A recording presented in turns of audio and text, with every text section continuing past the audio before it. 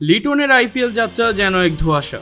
কথা ছিল Dhaka premier league খেলে এরপর ইন্ডিয়ান প্রিমিয়ার লিগ আইপিএল এর ফ্লাইট ধরবেন লিটন দাস।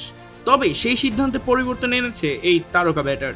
পূর্বের সিদ্ধান্তের একদিন আগেই ভারতের উদ্দেশ্যে উড়াল দিবেন তিনি। সব ঠিক থাকলে 9 এপ্রিল আইপিএল এর উদ্দেশ্যে দেশ ছাড়বেন লিটন।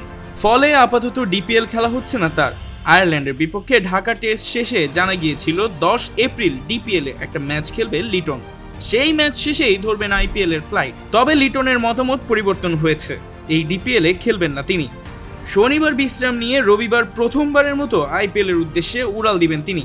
কলকাতার পরবর্তী ম্যাচ রবিবার বিকেল 4টায়, যে ম্যাচ কলকাতা নাইটের বিপক্ষে রয়েছে গুজরাট টাইটান্স। লিটন অবশ্য এই ম্যাচে থাকবে কিনা তা নিয়ে এখনো নিশ্চয় হওয়া যায়নি।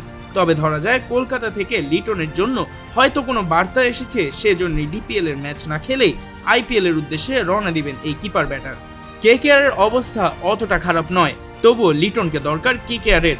কেকেআর লিটনকে নিয়ে আরো শক্তিশালী হয়ে উঠতে চায়। কেকেআর অবশ্য বাংলাদেশ থেকে সাকিব আল হাসানকেও দলে ফিরিয়ে নিয়েছিল।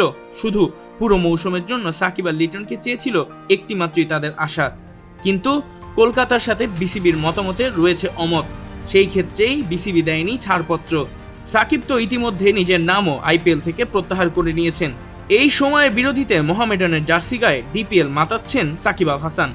লিটন দাস খেলতে চেয়েছিলেন আবাহনীর জার্সি পরে ঠিকই ডিপিএল এর মাঠে, কিন্তু কলকাতা থেকে এসেছে হয়তো কোনো জরুরি বার্তা, সেজন্যই ডিপিএল কে সাইডে রেখে মতামত পরিবর্তন করে উড়াল দিচ্ছেন ভারতের পথে।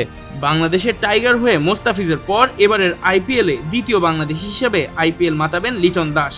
ফর্মে থাকা লিটনের উপর বাংলাদেশি টাইগার এবং ক্রিকেট প্রেমীদের ভরসা অনেক বেশি। তবে কেকেআর এর একাদশে জায়গা পেতে হলে শক্ত প্রতিদ্বন্দ্বিতা করতে হবে তাকে। তবুও এই স্টাইলিশ ব্যাটার লিটনের উপর আস্থা রাখাই যায়। সুযোগ পেলে লিটন ঢেলে দিবেন তার সর্বোচ্চটায়। এখন দেখার বিষয়, লিটন কি জায়গা পায় কেকেআর এর একাদশে, নাকি তাকেও মুস্তাফিজের মতো বেঞ্চে বসে কাটাতে হবে সময়। Reporter Mahin Niham, sports frenzy, Dhaka, Bangladesh.